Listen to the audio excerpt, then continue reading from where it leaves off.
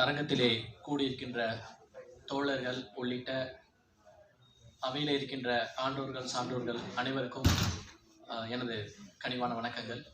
என்னுடைய பெயர் ராஜேஸ்வரன், மாவட்ட செயலாளர், பெரம்பலூர் மாவட்டம். பெரம்பலூர் என்றால் உங்களுக்கு நிறைய விஷயங்கள் ஞாபகம் வரும். அதே மாதிரி உங்களுக்கு சில விஷயங்கள் ஒரு சில வரிகளில் நாங்கள் முடிச்சிடுறோம். நம்முடைய திராவிட இயக்க தமிழர் பேரவை இருக்கு அப்படின்றது எங்களுக்கு ஒரு 2 வருஷத்துக்கு முன்னாடி வரைக்கும் உண்மையாவே தெரியாது.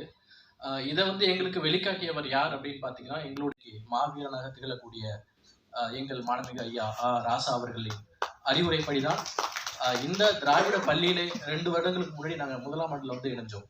அதுக்கப்புறம் இதோட தொடர்ந்து போறதுக்கு அடுத்த வழி என்ன அப்படின்றத பார்க்கும்போது திராவிட இயக்க தமிழர் பேரவை இருக்கு அப்படின்றத பத்தி நம்முடைய அண்ணன் தோழர் எட்வின் அவர்கள் எங்களுக்கு இது சம்பந்தமான ஆலோசனைகள் கொடுத்தாங்க. அதுக்கப்புறம் இந்த பேரவையை 1 வருடத்துக்கு முன்னாடி தான் நாங்கள் எங்களுடைய மாவட்டத்தில் ஆரம்பித்தோம்.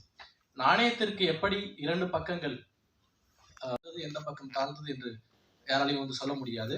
அந்த வழியில பார்த்தீங்கன்னா, புரட்சியாளர் அம்பேத்கர் வழியிலே எங்களுக்கு வழிகாட்டியாக இருக்கக்கூடியவர் எங்கள் மாண்புமிகு ஐயா ராசா அவர்கள்.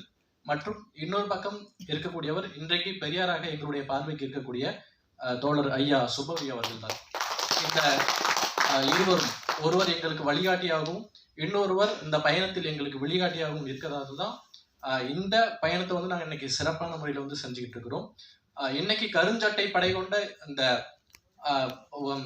இளைஞர்களை உருவாக்கி சனாதன காவிகளை எதிர்க்கிறதுக்கு ஒரு மிகப்பெரிய படையை நம்ம கூடிய சீக்கிரத்தில் உருவாக்கணும் அப்படின்றது எங்களுடைய வேண்டுகோள்.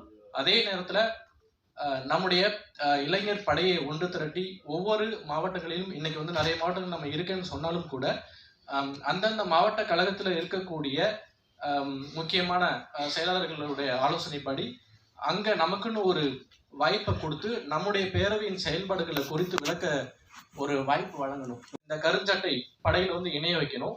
அதே நேரத்தில் பார்த்தீங்க அப்படின்னா, இன்னைக்கு 2 குரூப். ஒருத்தவங்க கொள்கை ரீதியா பயணிக்கிற கருஞ்சட்டை படை கொண்ட நம்ம குரூப், இன்னொன்னு தமிழ் தேசியவாதியின் கருப்பு சட்டம் போட்டுக்கிட்டு ஏமாத்திட்டு இருக்கிற இன்னொரு குரூப். அந்த குரூப் யாருன்றது நமக்கு நல்லாவே தெரியும். அப்ப இந்த மாதிரி நமக்கு எதிரான சனாதன எதிரிகள் நிறைய பேர் இன்னைக்கு தமிழ்நாட்டுல இருக்கிறாங்க. இந்த ஒட்டுமொத்த சனாதனவாதிகளை நம்ம எதிர்க்கணும் அப்படின்னா கருஞ்சட்டை படையை நம்ம இன்னும் தமிழ்நாடு முழுக்க பல்வேறு மாவட்டங்களில் ஒன்று திரட்டி சிறப்பான முறையில நம்ம அவங்களுக்கு பதிலடி கொடுக்கணும்.